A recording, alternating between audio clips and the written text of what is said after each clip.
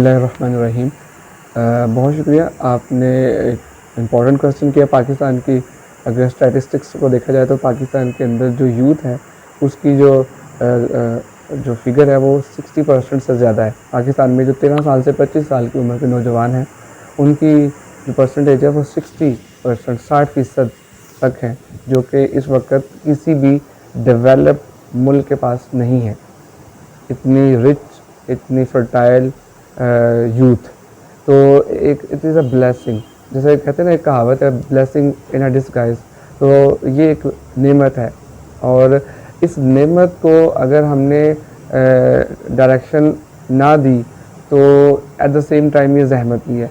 So it is high time to understand the importance of youth of our country. और फिर उस youth की बात कर ली जाए तो यूथ बेचारा जो है वो परेशान नज़र आता है, कंफ्यूज नज़र आता है। उसकी कन्फ्यूजन की मुख्तलिफ़ वजूहात हो सकती हैं। कमज़ोर माली हालात हो सकते हैं, फैमिली बैकग्राउंड के मुश्किलात हो सकती हैं, एक बड़ा फैमिली स्ट्रक्चर हो सकता है, और फिर बेशुमार समाजी और इक़्तिसादी मसाइल हो सकते हैं। सभी के साथ मसाइल एक जैसा नहीं होते, सबके साथ उन मसाइल की जो है वेरिएशन अलग अलग से है। कोई किसी और फ्रेम ऑफ रेफरेंस में ज़िंदगी गुजारा है और कोई किसी और फ्रेम ऑफ रेफरेंस का पार्ट है।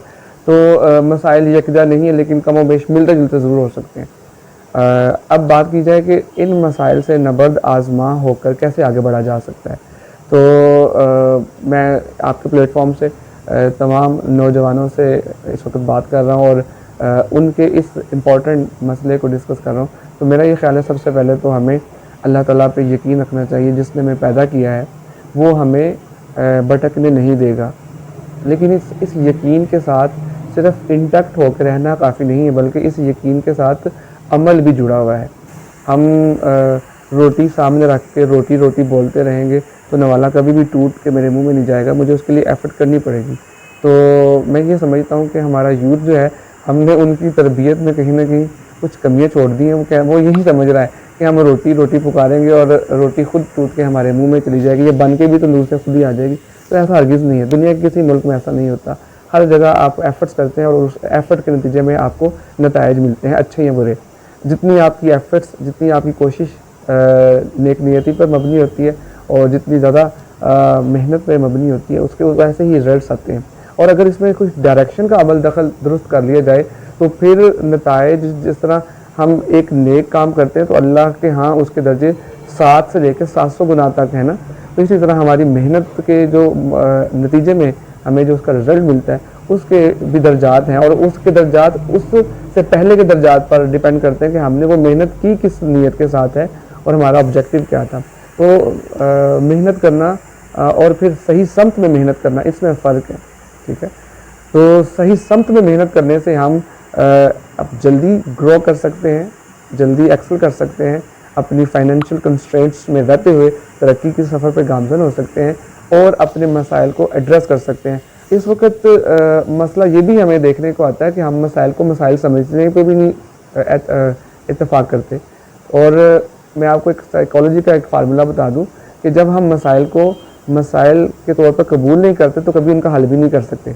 तो प्रॉब्लम को प्रॉब्लम समझना और फिर उसके लिए अपनी एफर्ट्स डालना कि इससे निकला कैसे जा सकता है। मेरी इंडिविजुअल एफर्ट्स काफ़ी होंगी कि हमें एक टीम बना के चलना है, और अगर इंडिविजुअल में मुझे चलना है तो मेरी इंडिविजुअल में अपनी इंफरादियत में रहते हुए मुझे कितनी तालीम हासिल करनी है, कौन सी तालीम हासिल करनी है, और इस तालीम के साथ साथ मुझे किस हुनर को अपनाना है, कौन सी स्किल्स लेनी है।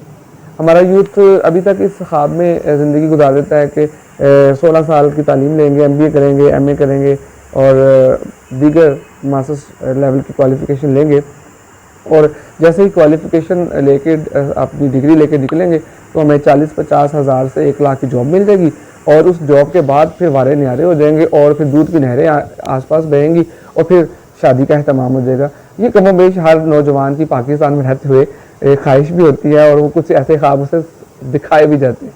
तो मेरा इस प्लेटफॉर्म से ये पैगाम होगा कि ये ख्वाब देखना कोई बुरी बात नहीं है, लेकिन हकीकी तौर पर आगे बढ़ना ये ज़्यादा ज़रूरी है।